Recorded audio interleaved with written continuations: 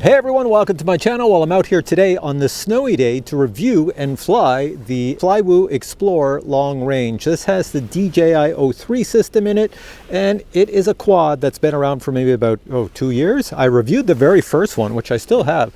It's one of the quads I kept because I love this thing. And the reason I loved it back in the day was because even with a battery, it was under 250 grams and has GPS rescue, a finder beeper, super efficient motors and props. And back then I had the digital system with the CAD-X digital system, so I had pretty good quality. This is my review of that one. I think you should check it out because guess what? This new one, pretty much the same. Yep, not much has changed on it. I think they're up to like version 3 or 4 of this quad now. So this was version 1 back in the day, and then as time went on, they made a version 2 where they upgraded certain components, changed the frame aspect slightly, the flight controller. They keep updating stuff. So now I think this is version 3 or version 4, I'm not really sure.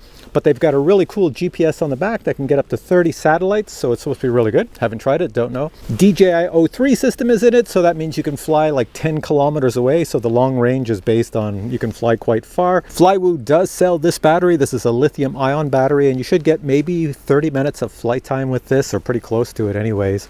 So for long range, pretty good. I don't like flying with lithium ion batteries because they're more designed for exactly that, long range. In other words, you don't have a lot of FPV quad oomph. You're not going to like jing, jing, jing, jing, jing all over the place. Not with this battery. It's very tame. But they also sell these 750 milliamp hour batteries. They're all 4 cells.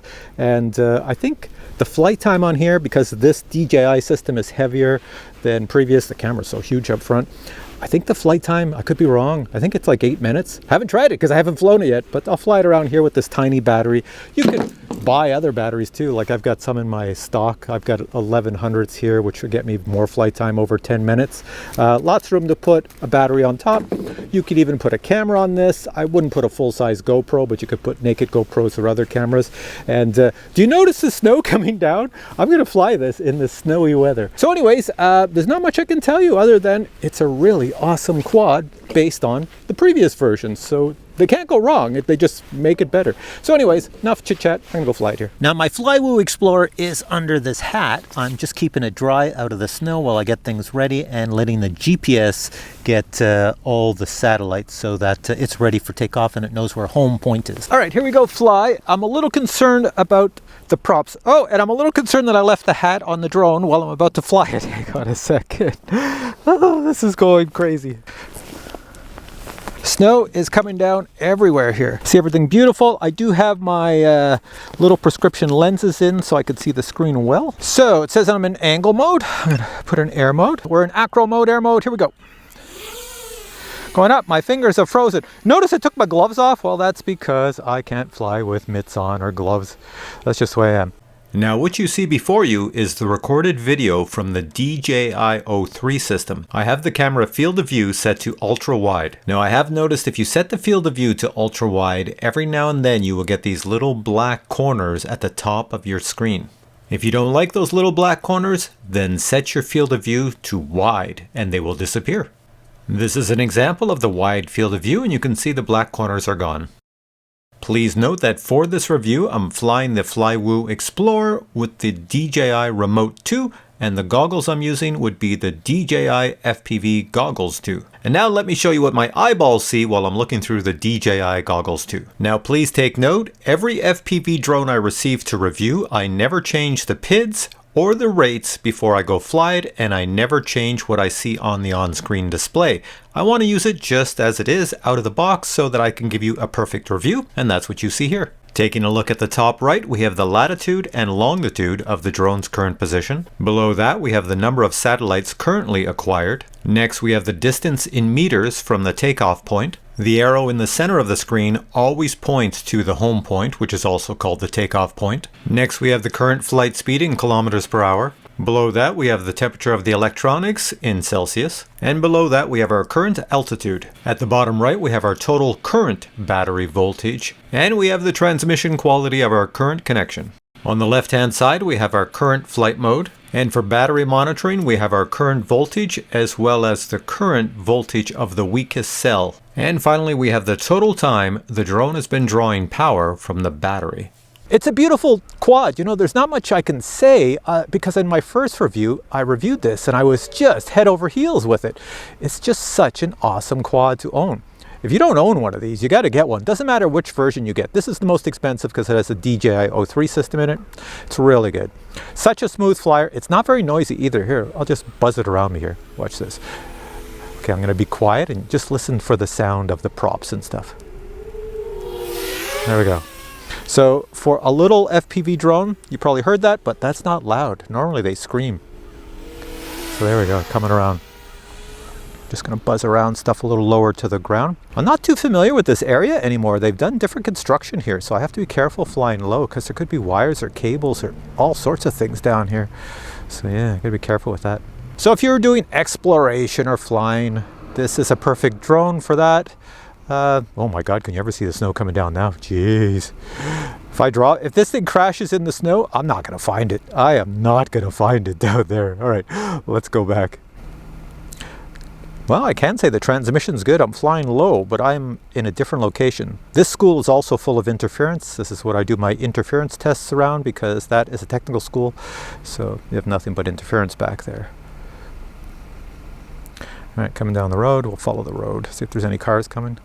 No cars. This is good. Going around. And, oh, there's a car coming. Got to go under these wires. There we go. Then back over to me, which is back this way. Parking lot over here. This is the type of drone I call a lazy Sunday flyer because if you're having a lazy Sunday in the summertime and you want to explore your world, like super long distance, this is the one to have because it is under 250 grams and you can fly extremely far with it.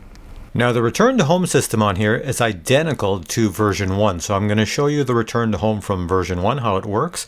While you're flying, you can initiate the return to home automatically, or you can let the drone go out of range and then it automatically initiates return to home. So here you see I flicked the switch, I've turned the return to home on. I'm no longer touching the controls on my radio. The drone is flying back to me. When it gets to my location, it will just keep circling above me until I flick that switch and take control again.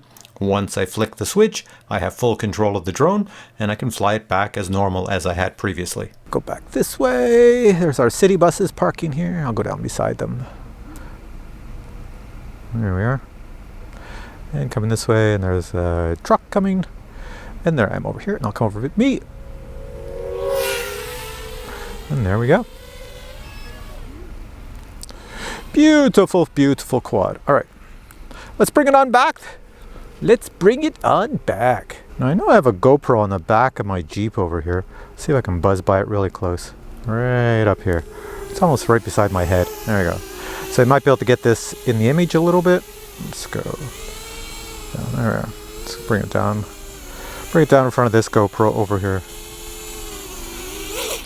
And there we are. You should see me out in front, and here I am over here. So there's not much more I can show you on this for flying. You can do freestyle with it, and they even include little arms that you can put across here in case you do a lot of freestyle where you're going to crash a lot.